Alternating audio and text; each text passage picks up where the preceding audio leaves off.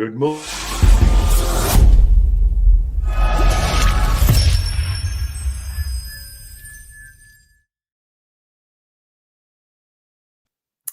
Good morning, good afternoon, good evening, wherever you are, whatever you're doing, and welcome to another episode of the Daily Red for Anfield Index. It's maybe quite hard to summarise yesterday in so many words, so I'll just bring it in the form of a noise, I think is probably the best thing. Oh! That was just, the overall feeling for large parts of it. But now the dust has settled, we'll try and do a bit of analysis. We'll look at the stories that are coming up today, which of course reflect back to yesterday. We'll talk about everything. And there's plenty to talk about with the Reds at the moment, isn't there? It is that simple. I'm your host, Dave Davis, coming to you from the sun is actually out in Edinburgh, but it's not the warmest. Fingers crossed, wherever you are in the world, it is a little better. However, the Reds' performance yesterday won't have made you feel too good. However, for all that, the ultimate bottom underlying line, when it comes up on the screen, we are still top of the league. That is absolutely crucial to say. And see if I can share it on the screen with you. I don't know if they're letting me do it at all. Played 5. Go to words just because of the way it is. Played 6, won 5, drawn none, lost 1. Oh, they said the only unbeaten team there, aren't they? Scored 12, but goals against 7. And the 2 yesterday, painful goals, weren't they? Piece goals. I mean, Grav with the assist for the first one. I'm not quite sure what he's doing. Yeah, the second one, Curtis Jones almost with the flick on. But it's interesting to get into it all because you're all going to have your thoughts here, aren't you? I know some people are going to say, look at Salah, there's been questions around them. Verts around that. Canate, his head's not there. All these things will throw out because I get it. It's a Liverpool defeat. When you're at an elite club, defeats are a crisis, aren't they? As it has been at many an elite club. And you're all going to have your opinions. Look at Lee saying straight away there, coaching, patterns of play, style of play is awful and terrible to watch. I hate saying this, but it's obvious to see. There's bits I'd agree with there, Lee. I'm not sure some things it's never as simple, as straightforward as people make out. But let's get into it a little bit, people, because you're all going to have your thoughts. Either Tail there saying we got bullied in the first half, no balance, but confident we'd turn it around, we move. And it does need to be turned around quickly, doesn't it, really? There's Chelsea next week. There's Galatasaray on Tuesday, after a defeat. Maybe, just maybe this could be our Nottingham Forest from last season, and there's a few lessons learned. Only time's going to tell on that one. But we'll get into the start of the Daily Red like we always do, talking about official business, because we've got the official table up there where we are still clear and we are looking for Newcastle, of all teams, to do us a favour, aren't we? We're just going to skip over that a little bit. But maybe a very good summary of this is just 30 or 40 seconds of Arne Slot post-match. Just have a listen to what he said on this. That's what we could see today. They deserve to be up 2 or 3 goals in the first half. Created 3-4 very good chances. We were lucky that Alisson helped us. But yeah, in the end of the game, I think the second half was much better performance from us. We created chances, which not many teams do here, or if Palace plays away, it's very hard to create a chance. We created quite a lot. It took a while for us to score a goal. And when we did, limited time to play, and to concede another set-piece goal is then as disappointing as our first half was. Pretty much think he summed it up really well. As he said, the first half was terrible. Absolutely terrible. And in fact, apart from one person, if you were deadly honest on that, 3-0 down at half time, it wouldn't have been an unfair reflection. You couldn't have argued. You couldn't have walked in and gone, oh, that's ridiculous. Alisson keeps us in it. Simple as that. Objectively, though, as he said as well, in the second half, we did start to get most of the possession. In fact, we end up with over 70% possession overall. It kind of defaulted a little bit to how I think a lot of the people thought the game was going to go. But it is 2 set-piece goals. And we got away with it, didn't we, against Newcastle? We didn't get away with it here, though. More opinions coming in as well. So keep saying too much overreaction on the loss. This team needs time to gel together. It hasn't even been 10 games. They will become better throughout the season, onwards and upwards from here. Don't mind a bit of positivity, people. I think it's good to have it on a Sunday. It's not all is lost by any means. But at the same time, that doesn't mean all. There are some important things to say on this. We're starting to spot some patterns a little bit, aren't we? I mean, you look at some of the stats. The XG, 292 for them, just shy of 3, 214 for us, just over 2. If it was a boxing match, 3 rounds to 2 would sound about right, wouldn't it? As in, we were out of it in the first half of the contest. We definitely rallied, but they sort of kept it a little bit as well. So, yeah, I think it was fair that they won. This is the only thing that amazes me. I'm not sure I believe this, and I'll go into why. They said they had 2 big chances. We had 1 big chance. This is why sometimes I like stats to a certain element, but just 1 big chance. Well, Alexander Isak should stick it away. You know, that one where McAllister slots him in and kind of gets clipped a little bit, but he should still finish it. We know that. That's a big chance. The big chance is the header he has 5 minutes later as well. You expect him to bury that. What about the big chance as well? Do you remember when it came across and Florian Wirtz just kind of half connects with it, puts it straight there at Dean Henderson? So that's 3 big chances there. Additionally, and I don't think this is a big chance, but you can make a case for it. The one that Chiesa put just wide. Yeah, that's why. And they definitely had 2 more or more than 2 big chances. Mateta goes through. Point blank is twice saved from Alisson. Sarr has 1 blocked. I think Mateta, I suppose it's not a big chance, but yeah, it's why I've got limitations on these stats. Yeah, we were battered first half. We rallied a fair bit in the second. They sort of kept there or thereabouts. If it would finish 3-2, like the XG suggests, I would say that would have been a fair result, actually. It just hurts more because of the manner. It's a late goal, isn't it? More than anything.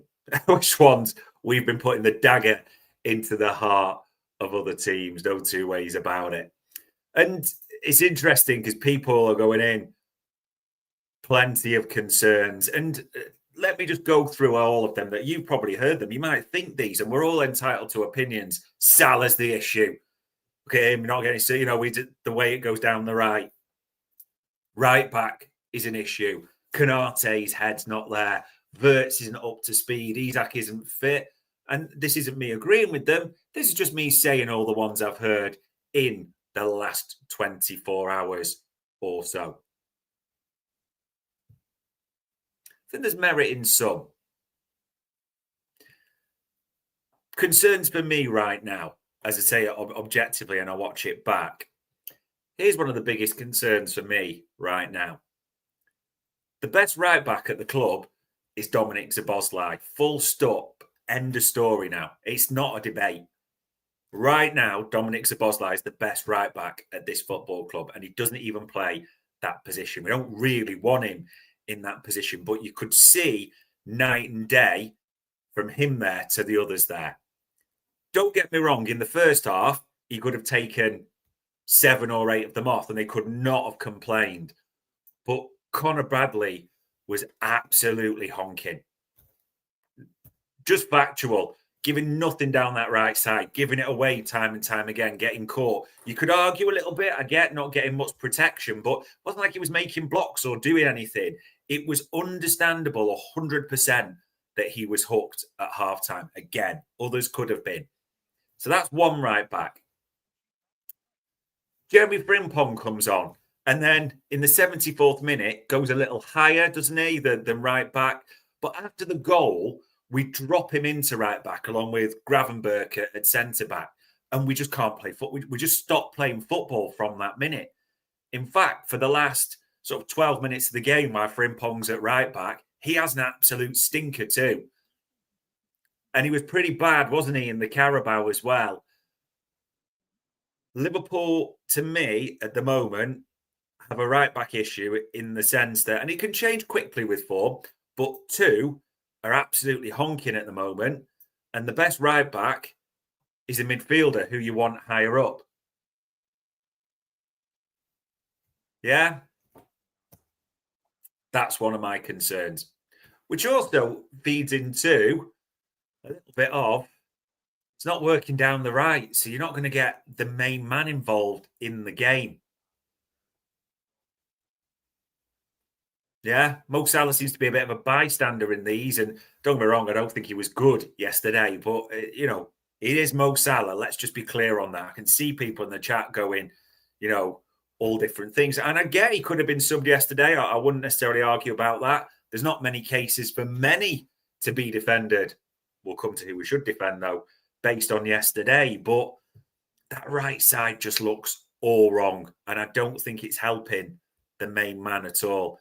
In fact, maybe just at the moment, it needs to be Szoboszlai right back, Salah right wing, just where everything's getting. And I know we've got two, but if Bradley and Frimpong ain't going to do the job, yeah, that's one of the concerns for me. The Konate, the problem when you face into the Konate concern is everyone, when he plays, this is what's happening at the moment. This is genuinely what's happening. When he plays well, got to get it renewed.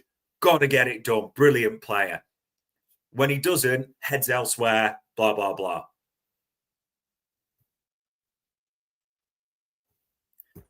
He was stinking yesterday. Absolutely stinking. And he's had stinking performances at the same time. He's a bit of a reverse Dolly Parton, isn't it? Ibou Konate. His rate, you'd probably call him a 9 or a 5, pretty much.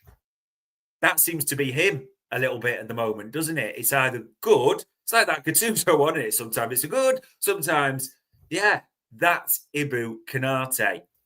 I think what hurt yesterday a little bit when you watched it is the man who probably would have been on the pitch instead of him, Gay, has a good game for Crystal Palace and is having a great season so far for Crystal Palace as well. And there's natural that big bit of what if. But it is what it is. We do not have Mark Gay. And people going, switch out Konate. Joe Gomez? Well, you know his injury record. You really want Gravenberch deeper? I don't think you do in the centre-back role. I think you know where you want Ryan Gravenberch. But yeah, Ibou Konate, for a man who wants big bucks, and I get this argument, not the only one, but needs to do a lot better. So it's the right back area and that need for a solution there, a consistent solution maybe as well, is my concern. Ibou Konate at centre-back. Yeah, it is a bit of my concern as well. I think there is a real overreaction there, but we can discuss this all honestly. The forward line. Let me go a bit. I want to be honest with this, and this is going to be struggle for sort of adult analysis, because as I see it at the moment, it's either Vert's crap or Vert's got to be in the, people who are having a go at Vert's, like, I don't get it. The truth is always somewhere between the middle. I thought he had some good moments yesterday, Florian Wirtz. I did, actually. I thought he linked and had some useful moments. I don't think he was helped by the system.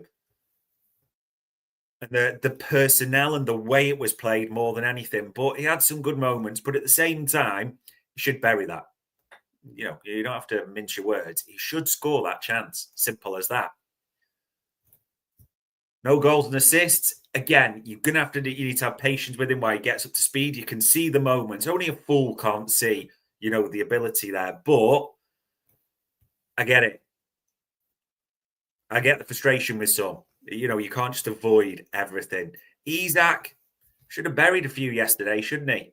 And then again, I know he's getting up to speed. That's why for me, it's not too much of a concern on Isak. I do think he will bury chances. He's a bit at the left because it didn't quite work with Wirtz. I think that is partly to the way it was played, you know, but not making a big contribution. And Cody Gakpo came on as we changed the style back to what we normally do. But did Cody Gakpo really have a great game? Curled one wide. Did he really make an impact from the subs that came on? Yeah. It's interesting, this, people. And I can see the extreme reactions in the chat panel, and you're all entitled to your opinions, but it's never as good or as bad as people make out. It takes me back to an article Sam Maguire wrote at the start of the season where he said Liverpool might well not be favourites for the season because of the volume and the amount of turnover, and the amount they've spent. There's almost just a constant state of flux now, it seems, in terms of formation, personnel. We seem to be in a unsettled part, don't we? Last season was all about the same lineup. And Slot even mentioned it a few times in his press conference, that continuous lineup, whereas we seem to be trying everything, something different in players in certain positions, different systems every 5 minutes at the moment. Yeah. I've got to be honest, you're all entitled to your opinion, but people saying Cody Gakpo did well. I think Liverpool did well. Liverpool definitely improved. Well, it wasn't hard to improve, of course, on the first half. But for all the things that were good, I do not think Cody Gakpo was particularly one of them. I thought the team played better. Yeah. The only thing that is interesting me, and I saw a little bit of this online, people talked about Milos Kerkez. I don't think he had a bad game. I think he made a really foolish decision in the way he just let it run across him and then tried to do some weird clearance and just belted it out with his right foot at the end, didn't he? These little moments are not quite working for Kerkez. They seem to count against him. Maybe just the safer option at times. But yeah, those are my sort of areas of concern as it is. And you're all thinking different. You've all got your own opinions. I can see in the chat panel, everyone wants to lean into their own theories, which is your right to do. Don't get me wrong. But a bit of sensible discussion as well is always good. What's on this one today? I mean, Michael Owen shares a bit of concern there. He'd say it was Michael Owen who people aren't always popular on. Now and again, though, because when he is a bit of a mouth breather, a bit of a twat, Michael Owen, does actually come up with interesting points. I do think this now and again. Sometimes he's talking absolute wham, but in this article, he does talk about, you know, all over the place, making individual errors. It was just one of those days for Ribu, wasn't he? For a man that's wanting big, big money, we are seeing them far too often at the moment, aren't we? And I get this. Every time he has a performance like this, is his head turned? Is it Madrid? All this type of thing. Of course. Yeah. I think Michael Owen was the only one. I'm not going to go too much into anything more on this game because we can get it out our systems quickly. We've got Galatasaray Tuesday. We've got Chelsea away in 6 days' time as well. We've got a chance to move on from this quickly. We've got a chance to almost make this our Nottingham Forest, haven't we, a little bit? That one that's probably still keeps Arne Slot up at night. But there's a lot to sort between now and then. In terms of, and I do want to call on some positives, which will be hard to do. This man, 5 saves, Alisson Becker FC, and 0.89 prevented goals. Again, this is why sometimes I like stats, but sometimes I think it's okay to say it's probably 3-0 at half time about Alisson. Prevented 0.89 goals. I mean, I'd challenge Barts and any of them on that. Make some point blank saves, which most keeper give up. So it could have been 2 or 3-0. Absolutely sensational. Just let down in certain parts by his teammates. Yeah. Great to see, though, Alisson sort of in form as well. Speaking of a man in form, look at that for a stat. Federico Chiesa has now averaged a goal or assist every 77 minutes for Liverpool. Federico Chiesa now has 2 Premier League goals and 2 assists from the Carabao this season. Should have had more if his teammates had done the business. Federico Chiesa, who wasn't in the Champions League squad, but kept his head down, said all the right things. Federico Chiesa, who keeps coming on and making an impact. For me, Federico Chiesa, I'm at the point where, why doesn't he deserve a bit of a run? Or a few games from the start? Because if Cody Gakpo's not really doing it, and Wirtz is, let's say we need to be a bit patient and we're integrating him, but it's not quite happening at the moment for him. Generally wouldn't mind seeing Federico Chiesa get a bit of run on the left-hand side. Just makes things happen, doesn't he? Just clever passes. Just even that one, did you see where he bent it just wide of the goal where Henderson was kind of stranded and watching it? Inches, wasn't it? He just makes things happen. He takes shots on, as we know.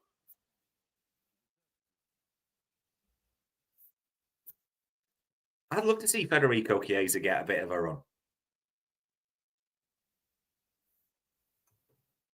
His goal ratio says there. Props to Alian Chiesa. He was doing this last season in games like PSV and Newcastle. Nobody took notice. He's a shot volume monster. I do think at the moment, basically, no one's coming up with a case like Gakpo or Wirtz to keep him out the team on the left, is it? Are they? And if he's not going to do that, just more minutes at times, yeah? Be in the break glass in case of emergency. But Chiesa, 4 goal contributions already. It's more than Gakpo, by the way. It's more than Wirtz. Love to see him get a bit of a run. Don't think it'll happen under Arne Slot, but he's knocking on the door and he's knocking on it hard. Those are probably the 2 positives for me. And the other positive, so you got Crystal Palace out the way, but no one's going to agree when I say this, and I don't really care. We played, and listen to what I'm saying. We played Crystal Palace at the worst possible time. Crystal Palace from now on, like us, are going to be playing 2 games a week with the conference and then Sunday in the Premier League. Crystal Palace are absolutely not used to that whatsoever. Unfortunately, I think that's going to happen because I looked at when they're playing the likes of Arsenal, City and that, and it comes a little bit later, by which time it is a better time to play them. This is no excuse for us, by the way. We were, stinking first half, but timing can sometimes be everything in football. Although you're all going to shout at me. But it's true because we had a week's rest and that. And I get it for the major players. But yeah. Today, it's Arsenal-Newcastle, isn't it? God, if Newcastle could do us a favour, I don't have much faith in that at all. But that would be absolutely superb if they did, to keep us at least 3 points clear at the top. That would be superb. 4:30, the Super Sunday. But for us, again, I'll come back to it, people. It isn't, tell you how these weeks start. This has a chance to be a Nottingham Forest style moment, doesn't it? In terms of getting things settled, getting things corrected. Maybe, just maybe at the moment, the best players aren't making the best team. And Arne Slot needs to work out quite quickly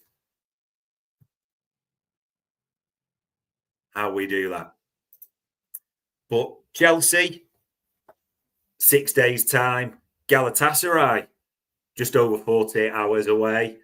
It's just made it, that red L, another massive week. But it is all about how we react to it. We will see, people. We will see. In terms of AI content for you as well, I mean, plenty there to talk about. We talked about the links to centre-backs, and people will be hoping there's some more creeping up after Ganate's performance yesterday. There was Gags doing his show afterwards and talking to Grizz about it. There was Trev and Dave, of course, and Guy.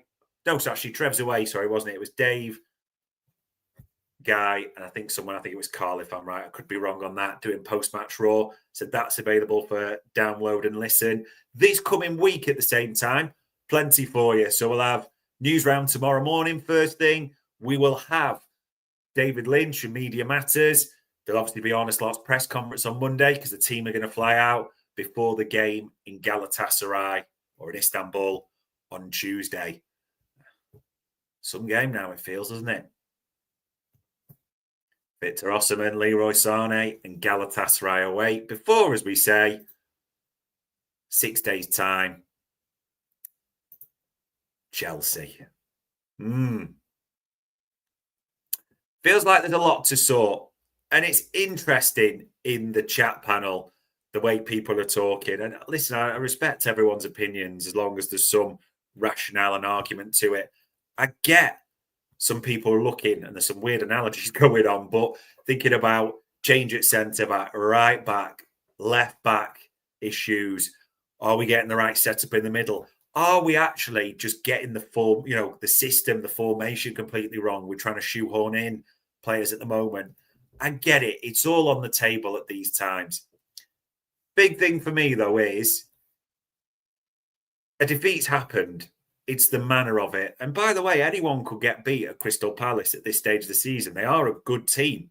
Let's not mince our words. As much as they annoyed me over Gay, Glasner's a great coach. They're a well-organised team. They're a well-run club. Yeah, it's all about how we respond from this, isn't it? Bit different doing it after a loss. Not going to lie, people. It's been a nice routine so far this season. And I'm not going to lie, people. I don't really like doing it after a loss. Chat panel's a bit wild. But such is the nature of an elite club, any defeat is a crisis. It's now about how it's responded to.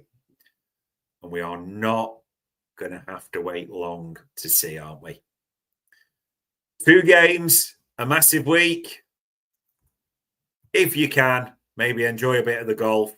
Enjoy the rest of your weekend, because on Sunday, the 28th of September, that was another Daily Red